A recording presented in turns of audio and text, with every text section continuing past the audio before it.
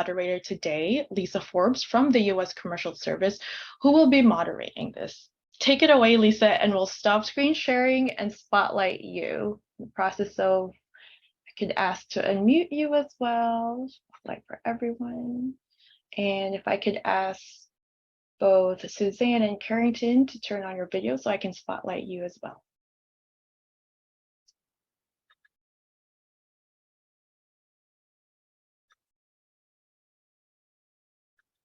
Thank you, Zara. Good morning and good afternoon. Thank you for joining us today. My name is Lesa Forbes. I am a Senior International Trade Specialist with the U.S. Department of Commerce's Export Assistance Center. I'm based in Miami, Florida. And I'm thrilled to host this session, and I'm joined by two very amazing women, Miss Suzanne McDowell of Circle of One Marketing and Miss Kerrington Eubanks of Lendistry. They'll share their stories of FinTech lending. FinTech is revolutionizing the lending industry. It's making it easier and faster for consumers to access loans literally in seconds on your smartphone. Borrowers no need to provide a decade's worth of credit history. Lenders can access data points to help them make financial decisions faster. FinTech is empowering traditionally underserved communities by providing an alternative means of funding. And so consumers can access these loans without ever having set foot in a traditional bank, so to speak. So hopefully this session will provide some valuable information to the audience and resources that you can leverage for your own business. And let me jump right in and start with you, Carrington. For those of us who were not on the plenary session this morning to hear your introduction, if you could please just give us a little bit more information about your organization, Lendistry, and tell us a little bit more about how you support women in business. Sure. So just for those of you who weren't on earlier, my name is Carrington Eubanks. I'm officed in Los Angeles, California, and I was a banker before joining Lendistry. I supported small businesses with access to capital and treasury management, depository solutions. And I have since turned over to Lendistry, and I'm a senior vice president of strategic partnerships here. In summary, Lendistry is a minority-led, technology-enabled community development financial institution, also known in the industry as a CDFI, and we have a mission to provide economic opportunities and progressive growth to small business owners and their historically underserved communities. This includes small businesses owned by women. As the only FinTech-enabled CDFI, we have both the technology and the community relationships to work with partner organizations, and we deliver capital to businesses that traditional banks are not able to serve on their own. So that's a little bit about Lendistry in a nutshell. I did see a question in the chat that says, can you please elaborate a little bit more on the definition of a FinTech? And FinTech is the combination of financial products and services and the use of technology to use that to deploy capital equitably and at scale. Great, thank you, Carrington. And let me turn now to you, Suzanne. I was looking at your photobiography online and was fascinated by the journey that your business has taken. So tell us a little bit more about your company and how you got started in media and entertainment. Sure, no problem. So my company, Circle of One Marketing, was 20 years old last year. I was very excited because almost legal, almost able to drink as a company. I'm kidding. Anyway, so our company, I founded my company in 2001, and I founded it. I used to work for a radio station, Cox Radio, and I worked there for a long time, and I was really good at my job, and I got really bored with selling radio over and over and over, and I wanted to be more creative. So I was like, I'm just going to start a business. And then I had a client who basically threatened me into opening up my business. I swear to God, she threatened me. And I was like too afraid to tell her no. And then she handed me a check and was like, who do I make the check to? And I was like, So I made it up. I gave it to her. And 5 seconds later, I had a business. 20 years later, we are probably the premier advertising, Black-owned advertising agency here in South Florida. We do a lot of super cool events, things that most people are familiar with. Our two most known accounts are Jazz in the Gardens, the incredibly successful Jazz in the Gardens, which we had Mary J. Blige and Rick Ross and her this year. And then also we're the agency for One United Bank, which is the largest Black-owned bank in the country, and also a partner of Lendistry. That's my story. Great, wonderful. So let's continue with you, Suzanne. So you met Lendistry because you needed financing, and how did you realize that you needed, at what point you needed financing? What made you realize that you needed to be in touch with Lendistry or a loan? Well, there was the evil pandemic, and we're so terrible.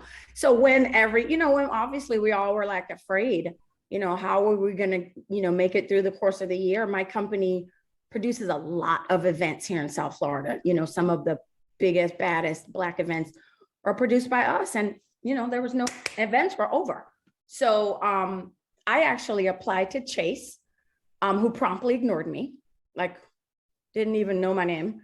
And I was freaked out because I couldn't get a call back from Chase. And I spoke to my local Black Chamber of Commerce, the Miami-Dade Chamber of Commerce, which is a Black chamber that I have been a member of for a long, long time. And they were like, go to this company called Lendistry. And then I found out that Lendistry was like Black led. And I was like, absolutely. And I went to Lendistry. I want to tell you, it was like this, purple and white. Like, I was in shock. I was like, oh my God, it's so easy. And by the way, shout out to Paychex. Paychex made it like that. Quick. Send it all to Lendistry. 5 seconds later, I had my money. It was crazy. Wow, that is amazing. Yeah, that is truly amazing.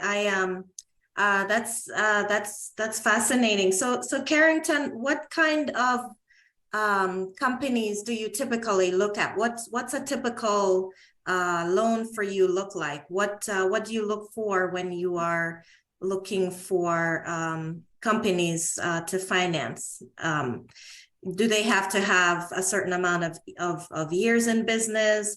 Do you give them, is there high and low range of your programs? What's the average loan that you make? Tell us a little bit more about that. Sure, absolutely. So I'll start by saying Lendistry is a national lender. We support small businesses across all 50 states. We support with access to capital in loans and in grants. And when it comes to the loans, we do loans from $50,000 up to $5 million. And those loans include term loans. Those loans can include non-revolving lines of credit. Lines of credit are coming back soon, but as Susan mentioned, the evil pandemic we discontinued that product when the pandemic hit, and we're going to be bringing it back. We do commercial real estate financing that could be owner-occupied real estate or non-owner occupied, so investor property. And then we also offer the SBA 7A loan product, and that can cover a multitude of different things, whether it's real estate or different things that a business might need. The lending what we lend for is, it could be a number of different things: business expansion, maybe you need, fixtures, equipment, different things for the business, business acquisition, debt consolidation, working capital in general. So it really, when you come to Lendistry, you come with your story, and we will work with you to see what product suits what you're looking for the best. And because we're in all 50 states, our industries that we serve are pretty agnostic. Every state has a different, specialties. One might be, great in manufacturing. One might be great in, auto or, agriculture. And so we're pretty open, just have to be a legal industry as determined and defined by the federal government. Great, fantastic. And I see a lot of comments in the chat about how great it is to be able to get a loan that fast. That's not typical. So how quickly are you able to process loans? Meaning, what's the average time that a loan will take for you once you have all the information that you need? Sure, it's going to really depend on the product and how much is being asked for. And another thing I want to stress is how long it takes for, when we communicate with the borrower and we say, well, we need these additional items, how long it takes to get those items over to us. That we have a product right now that we're working on. We are a partner of Amazon. And so we have a product where they can request funding, and then within 24 hours, 48 hours, they can get their capital. But commercial real estate is a different story, right? We need to have appraisals, environmentals, different things, and that can take anywhere upwards of 30 to 45 days because things have to happen in order to get that capital. So it can range from 2 days, depending on the amount that you're asking for, up to 45 days, 60 days, depending on, if it's commercial real estate and other third parties need to be involved in that transaction. In general, though, we're looking at about 15 to 20 days, if I had to average it out. And that's based on, getting customers to bring back information that we need. And so the faster we move, the faster the borrower moves, the better the outcome for time can be. Great. Thank you. That's pretty fast, 15 to 20 days, considering when compared to a traditional loan. That's great. So back to you, Suzanne. What's the most difficult part? What was the most difficult part of this loan? How did you overcome the difficulty? What was some of the documentation that was required of you, and what resources did you use for the loan? Well, I've never applied for a business loan ever in 20 years because I just never thought anybody would give it to me. So I know that sounds crazy, but I didn't. So when the pandemic happened and the government was like, the SBA has all this money, really we had no choice. We had to apply for it. And luckily, we had our back end in order, which is a big problem during the PPP. Is a lot of people hadn't filed their taxes, they didn't have their P&Ls. I mean, you definitely have to have your ducks in a row. Which, if you have your ducks in a row, which you should, it's relatively easy. And Carrington's right; it did take 15 to 20 days. I expected it to take a lot longer. And it was a big process. I mean, it was the federal government. It was kind of like, are they really going to give me the money? Do they even know my name? You know what I mean? And so when I found Lendistry, I was really they really made me feel a lot better. Their process was so 2 + 2 is 4. It was so easy that, and like I said, Paychex helped me pull up the document. So, I had to be able to prove that I had employees in, 2019. And I had to, just things you have to prove, which is logical. So, I had my taxes done. I was able to pull up my, all that number stuff that we needed. And, basically I was able to take advantage of a federal program, which I've never done before. And it happened, and Lendistry made it happen. So I will always love Lendistry. And my dad is a dentist. So when I first heard Lendistry, I actually called the Chamber of Commerce. I was like, what crazy name is Lendistry? Are they trying to say dentistry like my dad? And then they were like, it's lending history. So I was like, as long as they give me money, I'm all about it.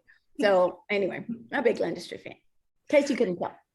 Oh, wonderful. That's a great promotion for you, Carrington. That's great that you outlined that. And so I wonder how important is the relationship between the lender and the buyer? Is it important for you to have a history, or in FinTech, or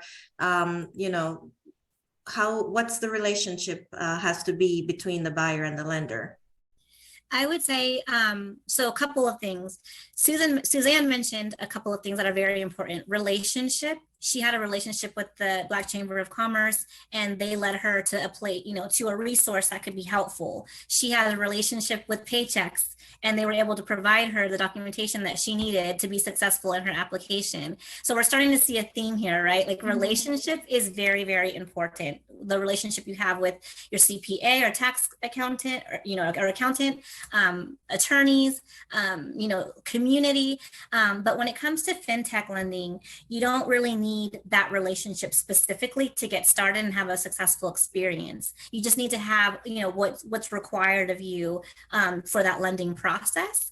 And Lendistry is going to look at things like tax returns, depending on how much you're asking for. It can be 2 to 3 years on both the personal and the business side. We're going to ask for, interim financial statements. That's your profit and loss and balance sheet. We're going to ask for, what's the schedule of business debt? Does the business have any other debt out there? So we're going to look at the actual company, and then the management of the company, who you are. And so as long as you can speak to all of these things, and if you're a startup, we're going to want projections or forecasts. As long as you can speak to these things, your process is going to be pretty a comfortable one, a smooth one when it comes to financing through a FinTech, right? Mm-hmm. And so you're not walking into a bank, and because I don't care what happens, you walk into a place, people will look and they'll hear your story and they'll make a judgment, right? But FinTech kind of takes that out of the equation. You're applying. It democratizes everything. It democratizes everything. That's what technology. I love that, Suzanne. I love that, the way that you said that. That's exactly what it does. And so I think that that's an advantage to the tech part component of it. And there was a question in the chat about FICO. And so just off the bat, Lendistry will look at FICOs of 640 and above.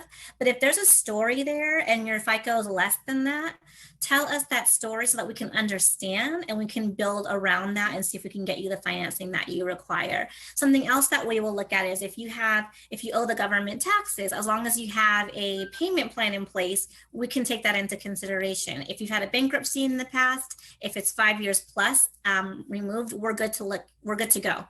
And so just little, tidbits there to help you along the way and to kind of build around that. Time in business, we typically will call you a startup if you don't have at least 2 years time in business. And that means 2 years of tax returns to show us, to demonstrate those years. But again, if you don't have 2 years in business, projections and other things are going to be required. Great. So I'm hearing that relationships are really important. Relationships with your tax person, relationship with your accountant, relationship with your bank, because you don't use some of that other documentation that would be used in a traditional setting. So these relationships and checking on the business and checking on their stability is important. Exactly. Great. So let me go back to you, Suzanne, and ask, what kinds of questions did you get from the lender? Which ones were you prepared for and not so prepared for? Were there questions that you, in hindsight, you wish you had prepared for when dealing with your lender? I mean, truth be told, I had my back end together, and I'm not even a financial kind of person. You know what I mean? I just knew you need a good accountant, you need to file your taxes, or if you don't want Uncle Sam coming looking for you, which I do not. Feel free to not call me Uncle Sam. So, you know what I mean? So I just had all that stuff. I mean, it just, get your taxes in order, get your P&L. You should be able to press a button and get all that stuff. It's not hard to do. Pay somebody $750 a month to go like that. You know what I mean? So honestly, it wasn't difficult. The most difficult thing for me was believing that there was even a person behind something called Lendistry. You know what I mean? I didn't know anybody there. It was just a big company. I pressed a button and I didn't expect 5 minutes later somebody to be like, hey girl, let me tell you about your loan. You know what I mean? That's essentially what happened. And so, I mean, I wish I could tell you a super difficult story. I'm happy to tell you any other story, but my Lendistry story is a great story. She already knows. After the Lendistry thing, I went jumping up and down to One United Bank. And, they had also found out about, talk to the chamber. And through that whole process, because of Lendistry being so chill and easy to work with, now One United Bank, which is the largest Black-owned bank in America, has a relationship with Lendistry. Lendistry processes every single business loan for the largest Black-owned bank in the country because the Chamber of Commerce sent me an email. I'm just saying. Relationship, it matters. And so that's a very important, because access to capital, right? And I want to talk about something, Suzanne, that you mentioned, and I think it will benefit the group because we're women here. I talk across the country. I travel a lot. I do a lot of speaking engagements. And one thing that I hear constantly when I'm speaking to different women, different businesses, different industries is they are actually afraid of applying for credit or debt, right? They're afraid of getting turned down. They're afraid of, the answer is no. I have a couple things to say about that. First, we need to stop being afraid. We need to get out there and we need to do exactly what, the men in the same industries do. They're going to go out, get credit. They're going to get it where they need it. And we can't be afraid of that. We got to go out and get it. And the next thing is, if somebody tells you no, if a bank says I can't do it, it doesn't mean that no one can do it. It means that for some reason you didn't fit that bank's credit box and they couldn't do it. But it doesn't mean no, it means try again, right? I told a story earlier about tenacity. Our CEO asked six times, can we do PPP loans, not just in California, but in all 50 states, which is how we found Suzanne and One United. And it wasn't until the seventh time that we got approval to do that. So it's persistence, it's tenacity, and don't be afraid to ask. And then if the answer is really no, what do we need to work on to help you get there? We also have the Center by Lendistry, our nonprofit arm, that will support with technical assistance, which by definition is anytime you need support, whether it's getting your financials together, a balance sheet, income statement, what does that look like, projections, call us. And if we can't do it, we're going to find somebody that can. So don't be afraid. I love that. I just wanted to say, and just to corroborate Carrington, is I was afraid. Like, I'm a badass. And I was afraid. I was like, I don't want to owe anybody all that money. Oh my God. Seriously, like, part of the reason that Lendistry was so great, or the PPP, was I knew if I proved what I used the money for, what they told me to use the money for, that it was going to go away. Right. But other than that, it's scary and I hate to think that, like, I didn't dream big enough because I'm a woman, or I didn't want to take out a business loan because I'm a woman, but it's probably in there somewhere where I was like, I don't want to, I'm just afraid. So I do think that women people give money to men to fail all day long. Now, we're not trying to fail, but they'll give you money to try. And so I think that that's what women are missing, is that there's somebody out there who will believe in you, who will hold your hand because they want their money back, and who will help you get to the next level. And I just never did it because I was afraid. So just. Yeah, no, thank you, Suzanne. This brings up a great point. I love that. I really do. I think, I'm hearing keep knocking, be persistent until that one door you knock on it and it unlocks. Just be persistent, no matter how many times you're told no. Being told no is not a bad thing.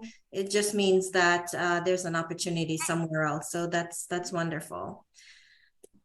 Let me go back to you, Carrington, and ask you, with the small businesses now wrestling with challenging times and expenses, everything is increasing. How do you recommend a company work with their lender during challenging economic times? What's your recommendation? I think that when you already have a lender, it's very important, if you foresee an issue coming down the road, let them know. Can they work with you? Can they revise terms, to make that a more comfortable loan for you during a more complicated, challenging time?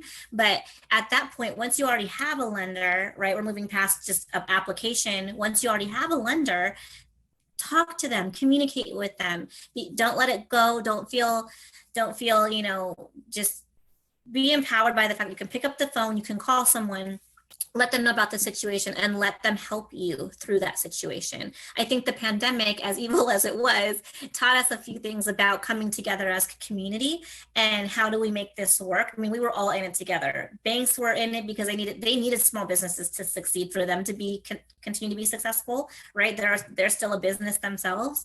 And so they really engaged and activated and supported community. And I think a lot of that was done through revising terms, making, customers talking to them, borrowers talking to them, letting them know what the temperature was. So don't be afraid to maintain your lending relationship with your lender the way you would maintain any relationship, right? Like Suzanne is family now, so we text each other. We're not going on vacation. So just make sure you, go ahead. No, just make sure you maintain that relationship, and I think that's key to the game. I think also diversifying, making sure you're online, right? So when you can't go outside and can't go to a store, you could still continue business online, diversify your product offerings, whatever that means to your business. And so just a lot of different ways to look at business in this post-pandemic world. Absolutely. Suzanne, would you want to add anything to that from a business perspective in media and entertainment? How do you, manage through tough or challenging times as a service provider? Well, just real quick to Carrington's point, I think that I used to think that banks and lenders, business banks and lenders were there to tell me no. Like I was like, whatever I tell them, they're going to tell me no. So why even bother? But then I had to, you kind of have to realize that that's what their job is. Like their job is to find you and give you money. But I used to think that their job was to say no, but their job is really to say yes. They want to say yes. So I feel like that was a mind shift for me when I was like, oh, they were looking for me. In regards to media and entertainment, and I'm in Miami, which I would argue is the hottest city in the country. Certainly the most entertainment, whole thing. And I love the business of entertainment.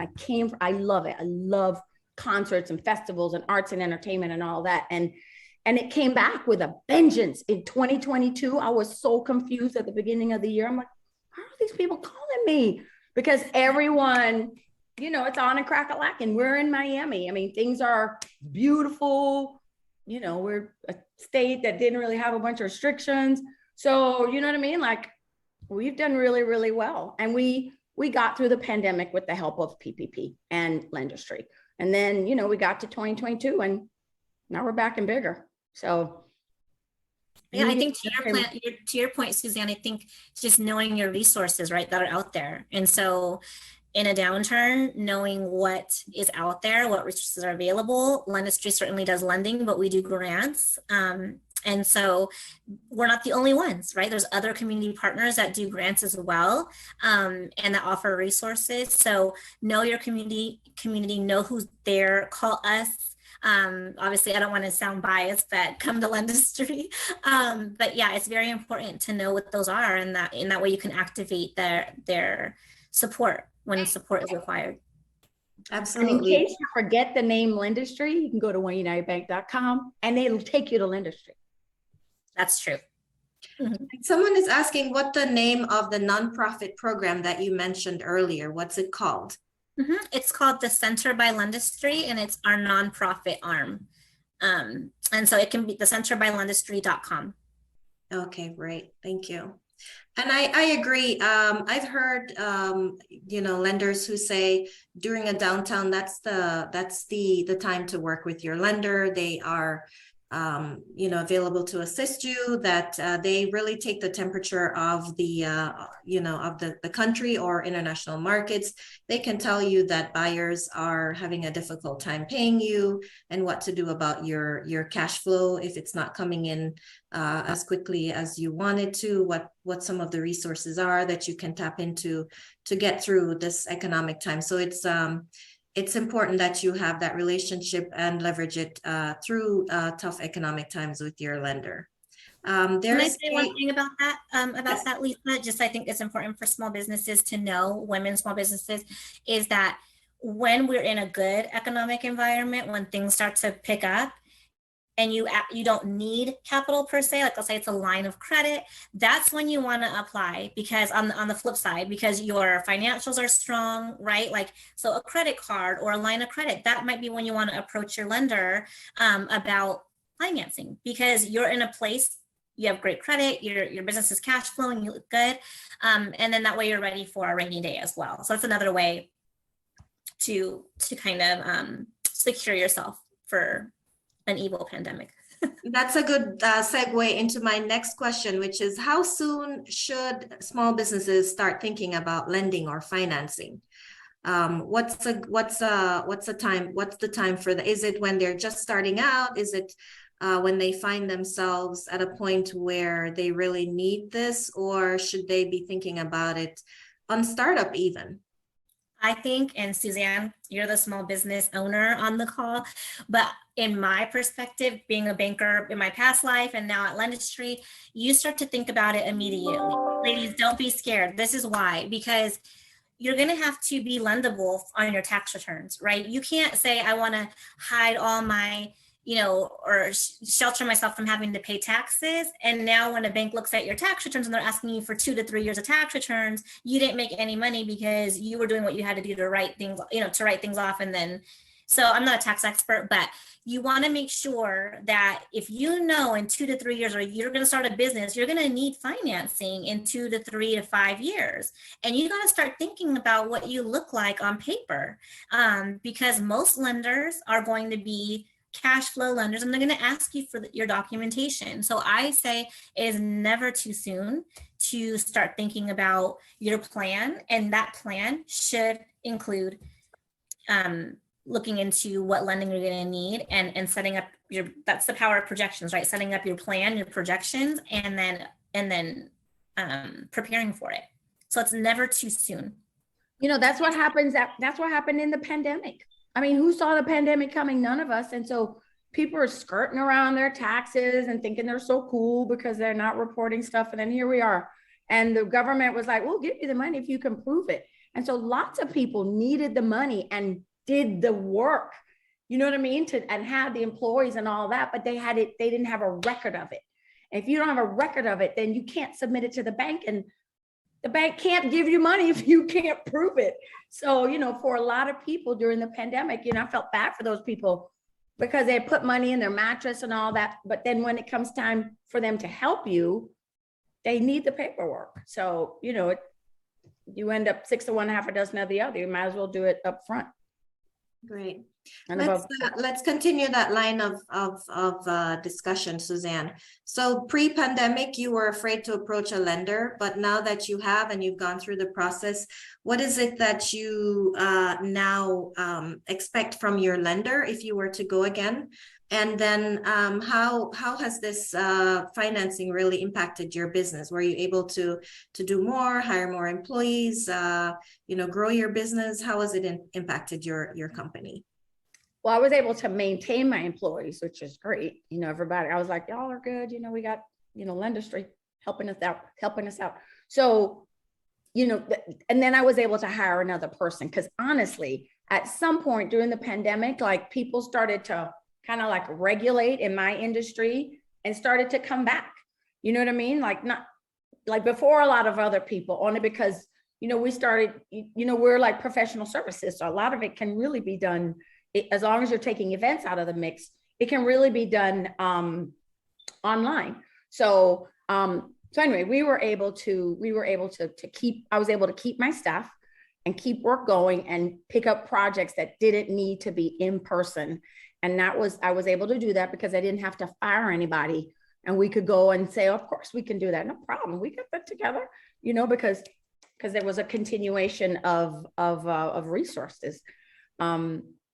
So, I mean, I never thought that the government would give me a loan and then forgive it. I was like, really? So that's great. That's a good testimony. As a government employee, I might be a little bit biased, but but I think that's a wonderful thing. We have a question in the chat, Carrington, for you to please share more about the grants program through Lendistry. Sure. So I did put the link to the grant programs in the chat, and you can go online and look at what we have available today from a grant perspective. And so right now you'll see we do, I think there's airport concessions. No. California Nonprofit Performing Arts Grant. What do we have here? We have California Dream Funds. So go online, look at so I don't handle the grant side of things, my counterpart does, but the link that I sent is going to outline and send you directly to the website that describes everything that you would need to know about a particular grant. And we update that constantly, if not daily. And we're constantly going out and doing what we call RFPs to be able to be the administrator for these grants. So if we get approved, then we were able to deploy capital for them and we'll add them there. And it's a one-stop shop for you. Okay. I would also like to say, not that you asked me, but I want to say, you know, I mean, one of the good things about Lendistry is as a Black woman, you know what I mean? Like it's democratized. I don't go into a branch and they look at me like, what do you want? You know what I mean? Like they look at my paperwork, and as a Black woman, I really appreciated that I didn't have to worry about the fact that being Black was going to be a hindrance. Because, you know, I mean, racist banking practices have been going on legally for years. And so that's part of what stops, for me, a Black woman from going into a bank, is to think, well, you're not going to give me a loan because I'm Black. So to know that I was going to a place that was going to just look at my paperwork and not care what color I was important. So, so the playing field was level. They were looking strictly at whether you qualified for the loan, not anything else. Yeah, it's agnostic. Like the process is agnostic. Great. So for Carrington, let me flip back to you and ask, what are the most common reasons that a loan application would be denied? Can you tell us a little bit more about what you look for in a loan application and what might cause an application to be denied? Sure. So we actually talked a little bit about it earlier, right? And that's just lack of preparation. Maybe it's the tax returns don't reflect what we need them to reflect. You know, you're asking for an amount that is more than what you can cash flow for. When it comes to those larger loans, they could be, maybe it was a very recent bankruptcy, and I'm just throwing things out. Maybe the bankruptcy was like a year ago, right? I said it had to be 5 years plus. Maybe there's tax liens, or you owe the government money and there's no payment plan in place. Maybe your FICO is just below. I mean, you know, we can make exceptions, but how far does that exception go, right? So it's an exception. So it's case by case, and it's going to depend on the other strengths of the business as well. So I think that lack of preparation, and that's number one. Certain things that you might not know, tax liens, bankruptcies, we just can't move forward with, outside of certain parameters. And I think those are the number one reasons. The number one reasons. I think lack of follow-up, maybe sometimes like with an SBA loan, they're great, but sometimes the paperwork and what they're asking for can be a lot of stuff. And so people get fatigued and like brain damage trying to get all this stuff done, but stick with it.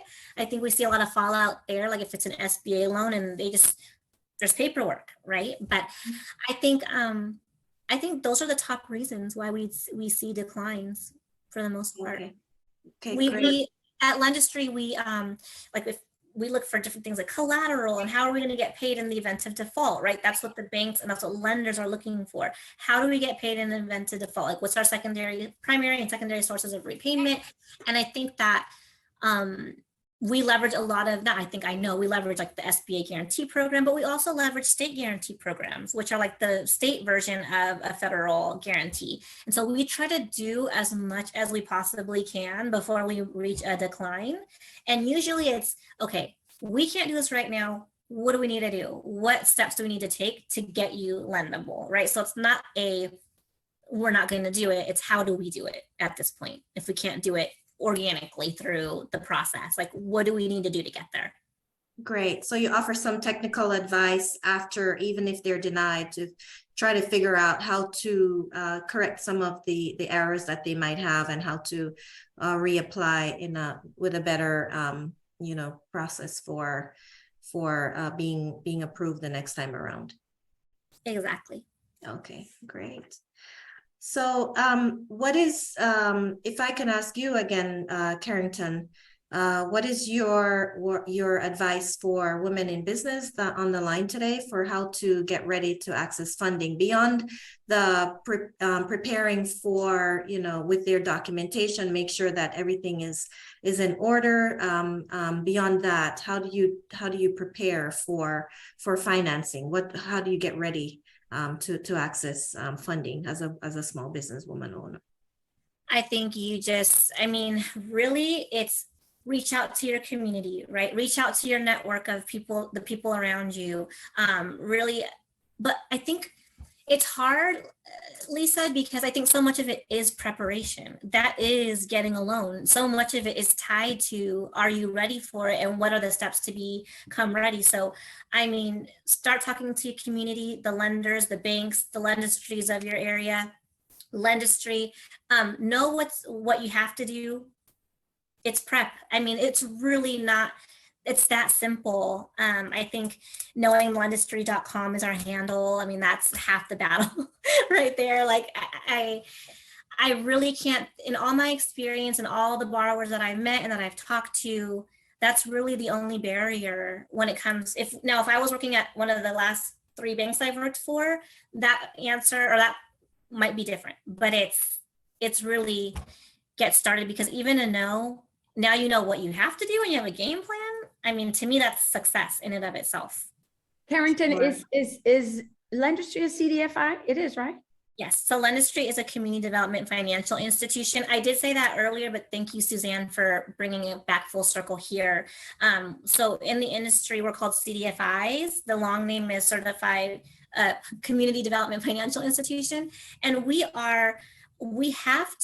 is within what we do, we have to lend 60% to historically underserved small businesses and their communities, period. There's more to it than that, but 60% of what we do has to be focused on those that have historically not had the same runway as some of our counterparts, right? So we're going to do what we have to do, and we're going to provide lending when maybe a traditional bank just can't do it due to others, whether it's regulatory or human capital or whatever the case is. We're going to do what we can. And that's a huge part of our mission, is that designation and maintaining that designation. Mm-hmm. Hey. And you are available nationwide, but do you focus on certain states or certain markets when it comes to CDFI? Nope, it's national. And so across the country, 60% of what we do has to be and I kind of summarize it as women-owned, veteran-owned, minority-owned, small businesses. And I even extend it to like businesses that are in rural areas that might not even have a bank in their neighborhood because they're so far out, right? You can use a FinTech for that, because now you don't have to walk into a bank like Suzanne was saying earlier. You can just do everything from your phone or your desktop. So I think that, I extend it to rural as well. Wonderful. So let me go back to you, Suzanne, and ask, now that you're a pro at accessing FinTech financing, what's next for your business? Not just in terms of financing, but what steps do you foresee for growth for your company? Are you in growth mode? What's on the horizon? Well, general world domination is what I'm going for. And I think you'll achieve it too. You know what? I love being creative. I've been doing this for 20 years. So I've definitely hit a point where I'm like, all right, I got this, done. So, I would like to take my business to the next level by representing like Target. Anybody know Target? Have them call me. You know what I mean? Like, I really want to do multimedia, multicultural, national campaigns, marketing campaigns that, that help me to grow as a professional and that I find fascinating. Like, I'm one of all those people that watching everything I watch, all the commercials. I'm like, what are they thinking behind that? What do they think? How do they get the data? What do they think? Who's the demographic? Blah, blah, blah, blah. All that whole thing is in my mind. And I want to be able to do that on a bigger scale. I also want to launch the Circle LA, which we tried to launch. Well, we kind of started launching the brand in 2014. I want to launch the Circle JA, which is Jamaica, which I'd be able to go home and do business there. I want to launch the Circle Atlanta. And I want to invite Lendistry to pay for all of that. Want to invite Lendistry, well, not to pay for it, but to help me get to that next level. So, we're also launching a division called Circle Rising, which feel free to go to circlerising.org. And it is an apprenticeship program where we are a 12-month program for super young professionals who are looking to get into a career in marketing. So focusing on multicultural resources, so human resources. So that's what I'm doing. Just bigger, better, more, funner, smarter, more successful. That's all I want. That's all. I love that, Suzanne, giving back, because something that my mom bought me, just this is personal, but a picture that's in my office that says empowered women, empower women. And I think that that's what we need to do. We need to have a community of women that we can talk to and turn to and keep in touch with and bring each other up. A lot of building, and that's a lot of building a reputation and doing what I do is you have to give back. Even if selfishly you're only doing it so the universe will give it back to you. You know what I mean? But you have to give back because it helps you to strengthen your muscle. People are watching you. They see that you're doing this. They see that you're doing that. You know what I mean? Like they see the kindness, they see all of that. And you partner that with good work that everybody knows we work like ants. You know what I mean? So that's what I would say always, like Carrington's mom said, always give back, always do better, always do it, because it makes the world a better place and it makes you a better person and a better professional. And the universe and business people will reward you for being consistently good at what you do. So that would be my advice is help people, just help them. It's not going to hurt you to help them. Help everybody, because everybody will then help you. I'm just saying. It's just how it goes. Life is a circle. You know what I'm saying? That's wonderful. Yes, I love it. I love the idea of giving back and being a mentor and supporting other people as they look to achieve their dreams. You're doing it not just because you're making a profit, but also because you want to be socially responsible. So that's wonderful. I want somebody to be good to me, so I'm going to be good to somebody else. That's how I get somebody to be good to me, is I'm good to somebody else. That's how it works. That's great. I love it. I love it. So I've been monitoring the questions in the chat, but as a reminder, if you have a question for Suzanne or for Carrington, please place it in the chat. And I just have a couple more questions for you ladies because we're getting close to the closing time. But what's one piece of advice, Suzanne, to continue with you, that you would offer to the women in business on the line today? What can they take away from this session? What's the single most important thing that you want them to have learned from this session? Well, I'm not a brain surgeon, and here I am 20 years later. So what I have realized over the course of it's really about consistency. You know what I mean? It's delivering what you say you're going to deliver, delivering a superior product, or at the very least, what you said you were going to do, and doing it over and over and over. Like if you think like, I want to lose weight, I want to do this diet, I want to do that diet, whatever it is, just do it all the time, consistently, even if it's a little thing, do it consistently. And then here you will be like years later, and people will be like, they will have watched you be consistent. And that's who I want to give my money to, somebody that I can trust. And also another point, be easy to do business with. Make it easy for people to do business with you. Don't put up a bunch of roadblocks and blah, blah, blah. Be like, oh, sure, no problem. Make it easy for people to do business with you. And then they will give you more money because they don't want to bother with crazy people who don't make it easy. So make it easy for people to do business with you and do great work. And go to Lendistry because they want to give you money. Thank you, Suzanne. Listen, Carrington, I'll be putting in my application for that high rise. I love that. I love that. Let's go to you, Carrington. And what's the single most important nugget that you want the women on the line today to take away with them? I think it's empowered women empower women, going back to that basic principle. We just talked about it. I think being exclusive is a thing of the past. Let's be inclusive and help each other out. When you get good advice, when something worked for you, share it with your friends and family.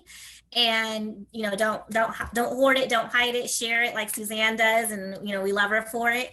And I think the last thing is, I agree 1,000% with Suzanne. Consistency, just consistency. Whatever you decide to do it and continue to do it, and then grow it. And don't be afraid, please. I hear it every single day. Women tell me they're afraid to get debt. Please don't be afraid to go get a loan, or to at least inquire and start on your journey to learning. And that's my best advice. Don't be afraid to do things that your counterparts are doing already. I would have been a lot further along if I hadn't been afraid. If I hadn't been afraid, I would have been, okay, let me give me $200,000, nice bank, so I can build my whatever it is. If I hadn't been afraid, I would have been further along. Just that. Yeah. Wonderful. Important nuggets of advice. Don't be afraid. Get out there and ask. You won't know if you don't ask. Be consistent, do good work, make it easy for companies or lenders to do business with you. Share information, always be a mentor to someone, be inclusive, empower other women to do business. Those are all wonderful, great pieces of advice. And if I could add one more, it is surround yourself with people who have different perspectives, whether those are mentors or advisors, good people to surround you who can give you different perspectives when you want to see you succeed, and want to go out of their way to help you. Go with those people. Do not be the smartest person in the room. Always be like, who else can I find to be smarter and to be smarter? Just keep going. Don't stop. Great. Wonderful. So, and leverage your networks, always be leveraging your networks. You never know who you're going to talk to next, who will be able to help you. So continue to leverage those networks.